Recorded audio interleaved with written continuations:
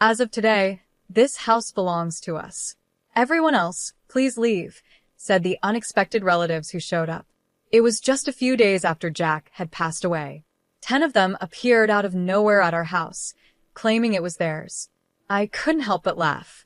They didn't know anything. They stared at me, suspicious, and demanded an explanation. Don't you know? This house is already mine, I told them, revealing the wish Jack had left for me.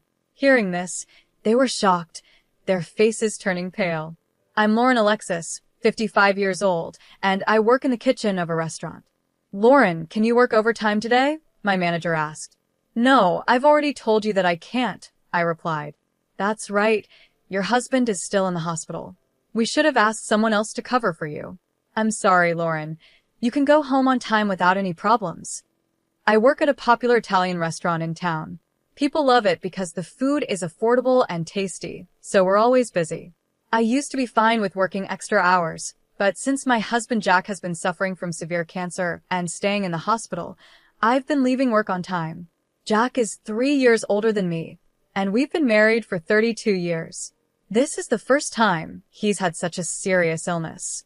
The cancer was found during a health check, but it had already spread to other parts of his body, and his strength quickly started to fade after we got the news. It's unfortunate. Staying at home and working remotely made his health decline even more. He used to work as a freelance interior designer, doing everything from his computer. Thanks to him, I didn't have to worry about house chores, and I could focus on my work. But after he got sick, I had to adjust my work schedule. I now start early in the morning and leave before the restaurant gets busy. I want to spend as much time as possible taking care of him. I often apologize to my coworkers for causing them trouble. What are you talking about?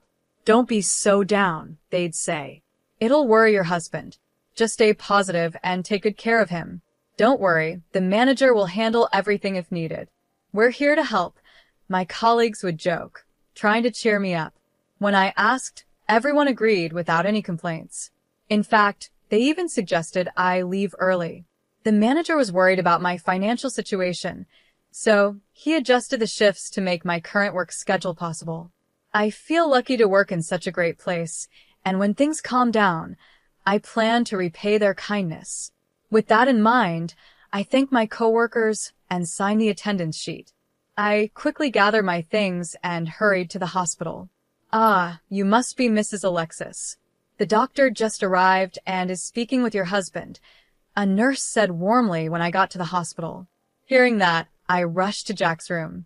As I entered, I saw Jack talking with the doctor. Your wife is here, the doctor said. You're done with work? Thanks for everything, Jack said with a weak smile. Jack is older than me. He used to have a youthful face, and people often thought I was older. But ever since the cancer diagnosis, he seems to have aged so much. His once bright face is now thin and pale, and his smile is faint. When he first got sick, he told me, I won't let this illness beat me. But his body is getting weaker day by day, no matter how much he tries to stay strong. I was just explaining your husband's condition, the doctor began, but Jack interrupted. Let me tell her, doctor. An uneasy feeling crept over me, and I could tell the doctor felt it too. With a quiet nod, the doctor left the room. Hey, Lauren, how long have we been married? Jack asked, staring out the window. Worried about him, I answered carefully. 32nd years. 32nd years, huh? It felt long. But looking back, it passed so quickly. Stop, I said, fearing where the conversation was going. It sounds like you're saying it's almost over. Maybe another 7 months, Jack murmured, lost in thought. His words felt like he had accepted the end, and I tried to stop him from talking like that. But he avoided my eyes and continued, just hang in there for another 7 months. It might be even sooner. I know my body better than anyone. He smiled faintly, looking down. Hearing those words, my worst fears became real, and I couldn't stop the tears from falling. I'm sorry for making you sad. I promised when we got married that I'd never make you cry, Jack said softly. He noticed my tears, smiled sadly, and gently wiped them away. Tears welled up in his eyes too, and seeing that made me cry even more. With a trembling voice, I could only manage to say, "I'll need to apologize to your parents. When I get there, I'll truly say I'm sorry for making their daughter sad." "Stop it," I told him. "Once he's gone, I'll be alone for the rest of my life." We used to laugh and talk about being together until the very end. But when Jack started talking like he had given up, I couldn't hide my anger. "Don't talk like it's all over. Don't say such sad things," I begged. "Lauren, nothing is decided yet. Medical science is advancing every day, and if we look at other hospitals, there might still be other options," I insisted. "I'm going to die, Lauren," Jack said calmly. I screamed, unable to accept the truth, but he gently held my hand and spoke softly, "I'll be leaving this world soon." "No, I hate that idea," I replied, my heart aching. "Before I go, I want to do everything I've always wanted to do. I want to spend every moment I have left with you," Jack said, smiling weakly. He started talking about his plans for the days ahead. "I don't want to spend the rest of my time in the hospital. I want to go home with you. Lauren, I know you're busy with work, but could you take a few days off? I want to go on the trip we planned before. I want to make all your wishes come true, so please," Jack said, looking at me with tired eyes. Seeing him like this, I painfully realized this was not just a dream. It was real, and I had to accept it. There was no more hope. With a heavy heart, I decided to respect his wishes. I fought back my tears and told his doctor what he wanted. The doctor understood and quickly arranged for his discharge. They ran some tests to make sure it was safe, and the next day, Jack was able to leave the hospital. From that point, Jack spent his last days at home. "Jack, I came to visit," a familiar voice called out. "Hey, how are you feeling? Ready to head to the other world yet?" "Just kidding." It was Paul, Jack's brother. Lauren, you're here too?" "I thought it was just Jack," Paul said, surprised. Since we had time before dinner, I stayed in the room as long as I could to be with Jack. But suddenly, his mother, Paul, and Paul's wife, Lily, showed up to visit. "It's been a while, Paul," I said, trying to stay calm. Jack's brother, Paul, is 58 and works in construction. But he skips work often and doesn't have much of a position at his age. He just drifts through life day by day. His wife, Lily, is 36 and very beautiful, but she has a stern look and speaks harshly. She has a controlling attitude that stands out, especially compared to how she acts around others. Jack's mother is 82, but looks much younger and is full of energy. However, you can see her greed on her face. She adores Paul to a strange degree and always looks down on Jack. I really can't stand Jack's family. Paul is always making rude jokes, and I'm sure Lily hates me too. From the first time we met, she treated me like an enemy and never misses a chance to make mean comments. My mother-in-law doesn't treat us like people. She constantly bothers us. To her, Jack isn't a son, he's just a source of money. The moment we meet, she starts asking for financial help. "Paul has a big family, doesn't he? You two don't have kids, and you both work, so you must have some extra money. Could you help out a little?" These requests for money have become normal. Paul's family, including his mother, is a family of 10. After his first wife left, he got remarried while already having 4 kids. He and Lily now have 2 more kids together, making it 6 children total. Their finances are tight, and they're always asking us for money. What's with all the people here? I thought, isn't it cold to treat your own mother like this? Jack, take better care of her. She's been so lonely since your father passed away, Paul said. Their mother's strange behavior started after her husband died. He had been strict but sensible. When he was alive, the family got along well. But after he passed, it was like she changed completely. Jack's father used to encourage her to be kind to us, but now that he's gone, she doesn't feel any need to accept me. She only talks about money whenever she's with Jack. Before, Paul had run off with another woman and was disowned by his father. But after Jack's father died, Paul came back home with his new wife, Lily, and the disownment was lifted. This town has good support for families, but raising 6 kids still requires a lot of money, and they're always struggling. Jack was always shocked by their unrealistic demands. This month is tough for us financially again. Can you help us out? Paul asked. What? No. Please stop. Jack is already going through so much. How can you ask for more? I shouted, upset.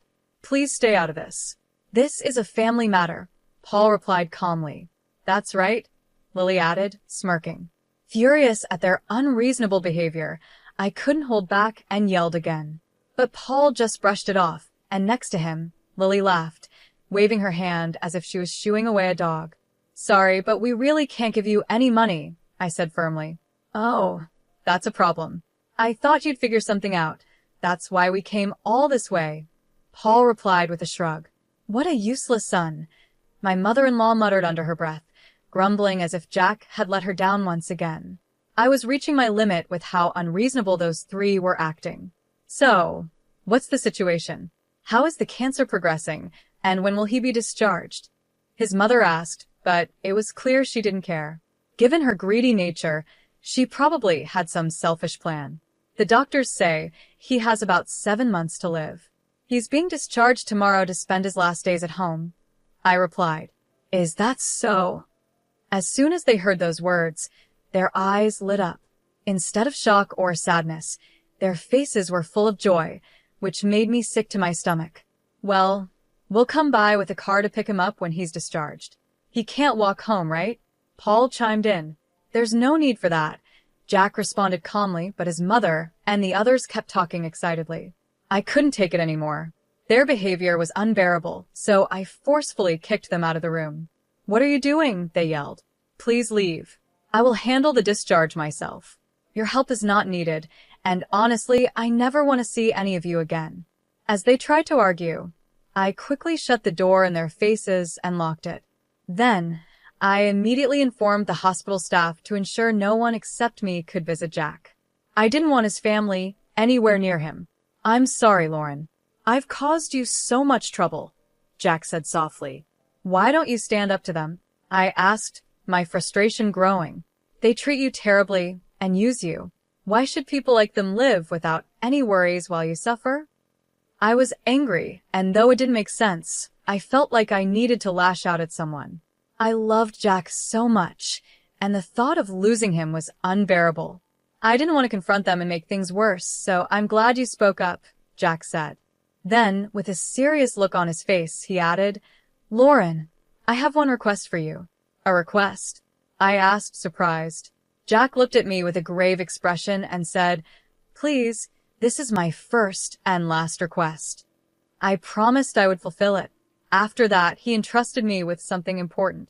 It was so unexpected, but I could tell how serious he was. I took the item home with me that night. The next day, before his family could arrive, I quickly helped Jack get discharged from the hospital.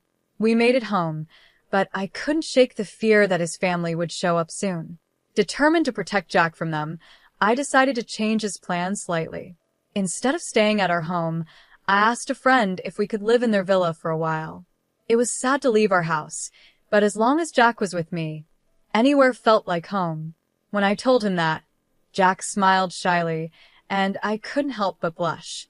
After explaining the situation at work, I took a long leave of absence. My only wish was to be by Jack's side until the very end. With the support of friends, Jack spent his remaining days peacefully. 8 months later, he quietly passed away. At his funeral, I saw my in-laws for the first time in a while. I expected them to say something, but instead, they just looked at me and smiled in a smug way. It gave me a strange feeling, like a chill running down my spine. I wondered what they were up to, but I would soon find out. After the funeral, as I was sorting through Jack's belongings at home, the doorbell rang. When I opened the door, there stood my mother-in-law and Paul, carrying several bags. We finally found you. The neighbors told us you came back, my mother-in-law said. What are those bags for? I asked as she tried to push her way inside, complaining all the while. I blocked the doorway, refusing to let them in. Paul glared at me, annoyed. Stop standing in the way. Move aside, he demanded. I won't move. What's in those bags? And did you bring your kids too? What are you thinking? I said, noticing Paul's entire family was with him. The situation was confusing, but I knew panicking would only give them the upper hand. Clearly, they had some plan, and I wasn't going to let them walk all over me. I stood firm. Then, with a mocking laugh, My mother-in-law said something shocking.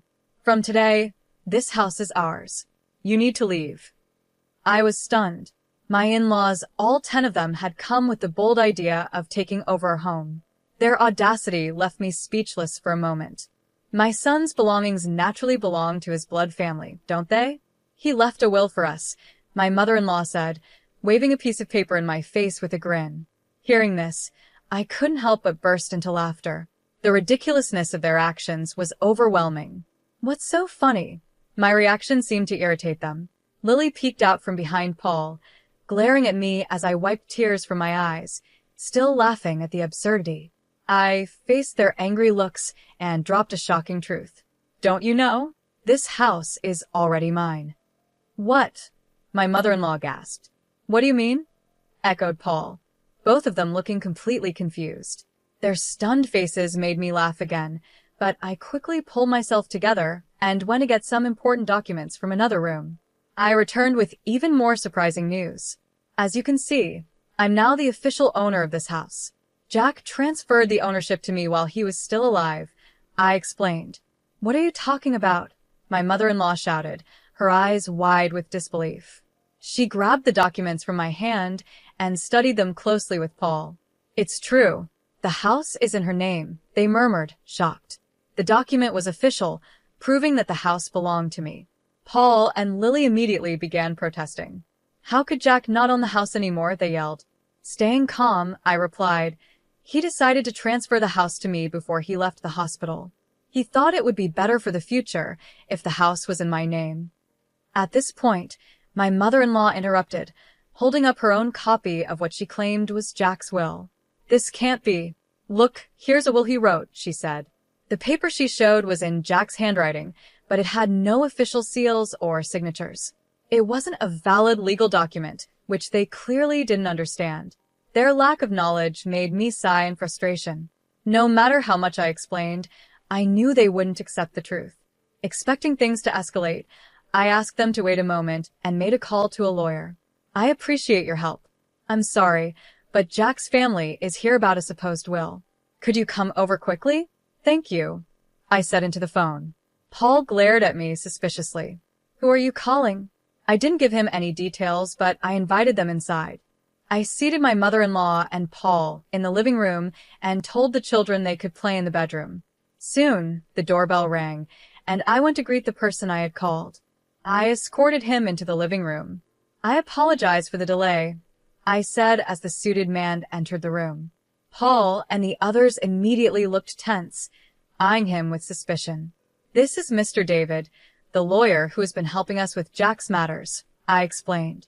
Upon hearing the name lawyer, my mother-in-law's face filled with shock. A lawyer? She exclaimed, realizing the situation had become more serious than she expected. I got to know David through a friend of the owner of the villa we were renting. He had already been told about the situation. Even though he was only 32 years old, which made Jack and me feel a bit uneasy at first, he was well known among his friends for being smart and especially good at handling family disputes. After meeting him in person, we trusted him completely. Jack and I had explained everything about the inheritance and the family issues to David, and we officially hired him as our lawyer. My in-laws had no idea Jack had hired a lawyer, and they looked completely shocked. Paul and the others were wide-eyed and speechless. Let me reintroduce myself. I'm David, and I'm here at Jack's request. I will be recording this conversation for legal purposes, David said. Unlike Paul, who dressed in flashy clothes, David had a simple-look short black hair and plain, clean glasses.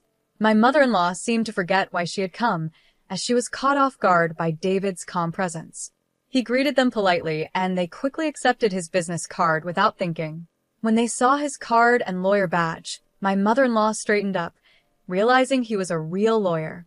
Paul and Lily also looked tense. David and I sat on the sofa across from my in-laws, ready to begin the conversation. David smoothly turned on the voice recorder, and the discussion started. May I take a look at the will you brought? David asked in a calm tone. My mother-in-law's hand trembled a little as she handed it over. She seemed nervous, probably worried that without a lawyer on her side, things might not go the way she wanted. It's hard to twist words around when dealing with an experienced lawyer, and she seemed aware of that. David read the will carefully, and after finishing, he looked at me and gave a small nod. "Thank you. I'll return this to you now," he said, handing the will back to my mother-in-law with a polite smile. His calmness only seemed to make her more anxious. "Was that really Jack's will?" she asked, her voice filled with doubt. "Yes, it does appear to be Jack's will," David confirmed. See? "With this, the house is ours," she declared confidently. But David quickly set her straight. "That will is an older version, though," he added, gently lowering her expectations.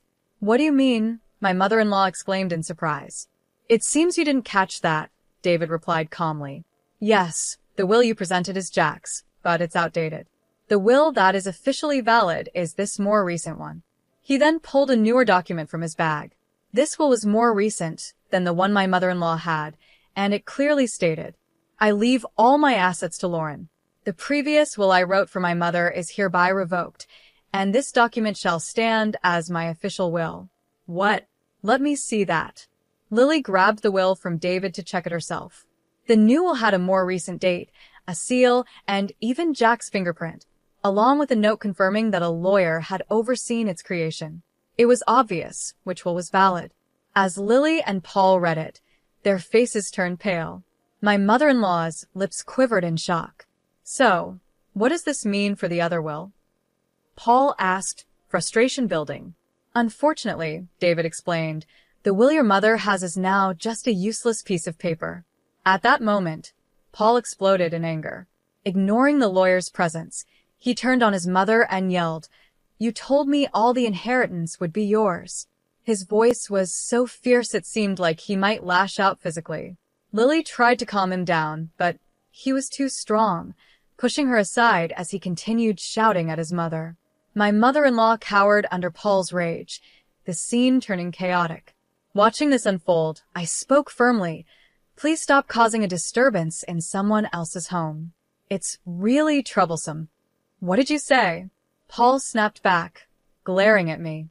"If you keep this up, David will confirm everything, and we'll consider legal action if necessary," I added calmly. Hearing David's name seemed to bring Paul back to his senses. He realized he was dealing with a lawyer, and no matter how much he resisted, it was useless. He nervously sat back down on the sofa. I turned to my mother-in-law and asked, "By the way, did Jack really write this will himself?" She hesitated for a moment before answering. "Yes, he wrote it for me while he was in the hospital." Her voice was laced with irritation. "Was Jack happy to write it?" I pressed further. My mother-in-law nodded in agreement, clearly growing tired of the questioning. I caught David's eye and gave him a signal. He adjusted his glasses and nodded to me, giving the go-ahead for what I was about to reveal to my in-laws. "That's an interesting story," I began, "but it seems a bit off. Actually, the hospital's security cameras recorded you forcing Jack to write that will." As I spoke, I pulled out my laptop, inserted a USB drive provided by the hospital, and played the footage. Jack had confided in David that he was pressured into writing the will, so we alerted the hospital. They cooperated and gave us the security footage. I quickly opened the video on the screen. In the video, my mother-in-law could be heard saying in a threatening tone, "We'll be in trouble if you die and the inheritance doesn't come through."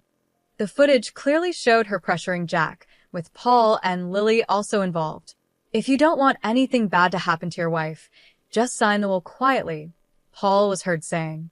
Lily chimed in, "Jack, just sign this and nothing will happen to her, so don't worry."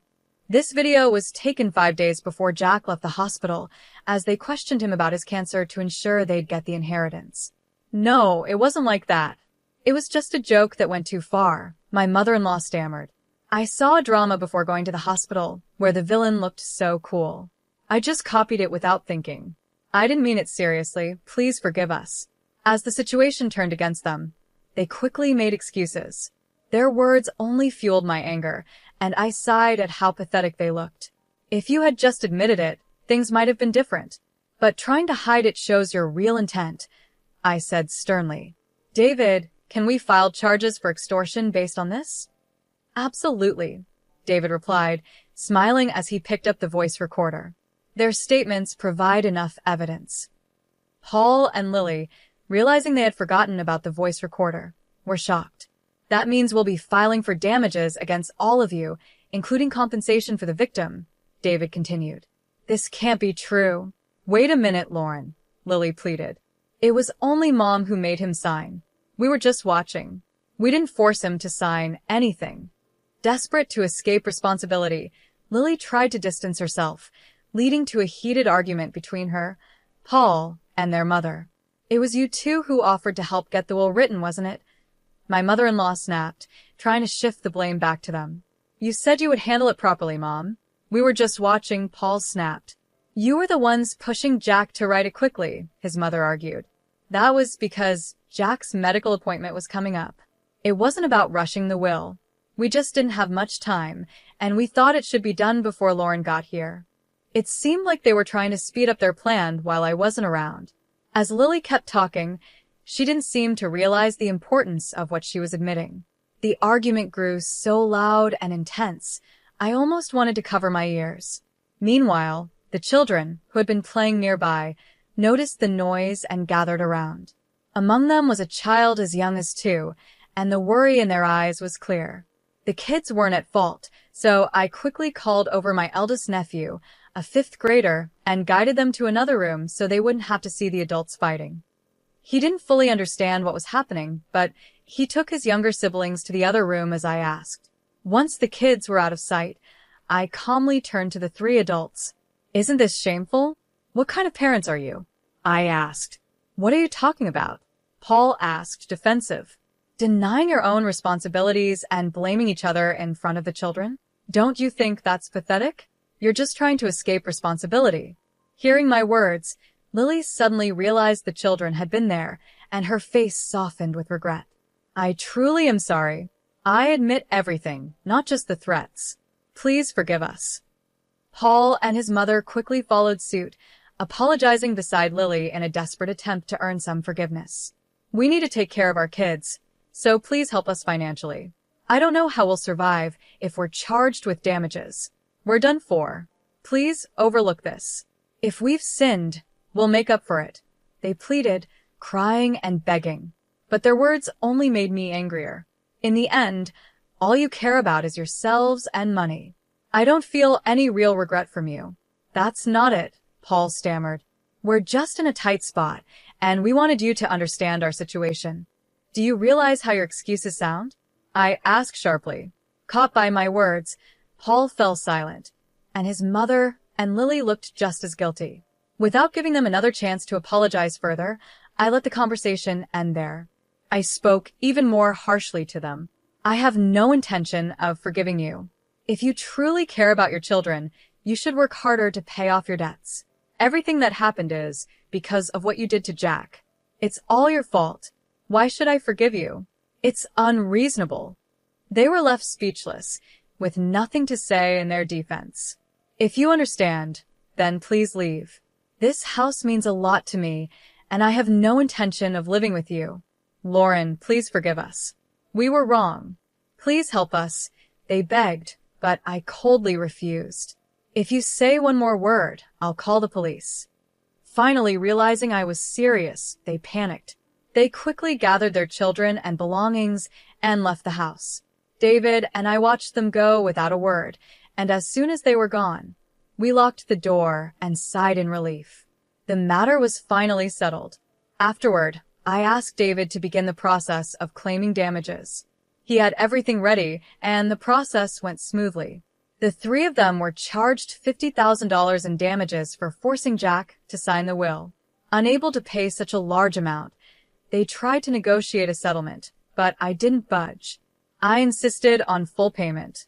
Because I refused to settle, their lives changed drastically. My mother-in-law had to take care of 6 children on her own, and Paul and Lily were forced to work hard every day. They sold their house and moved into a cramped apartment, all 10 of them, while continuing to pay the damages. Their lives won't get easier anytime soon, and they'll be struggling until their youngest child becomes an adult. In the end, I successfully cut ties with them completely. After sorting through Jack's belongings, I stayed in our home. continuing my daily work. Friends from work visit me sometimes, so I don't feel lonely. Every day, I stand in front of Jack's portrait and talk to him about the events of the day. This was the last promise I made to him. Even if I fall ill and end up in the hospital, I will never stop this daily ritual. As Jack neared the end of his life, he made one final request, for me to keep talking to him every day. I love your voice and our conversations more than anything. I hope you'll keep talking to me every day so your voice can reach me, even in heaven, he had said. After he passed away, I made a solemn vow to keep that promise. Until the day I join him, I will maintain our bond by never missing a single day of talking to him.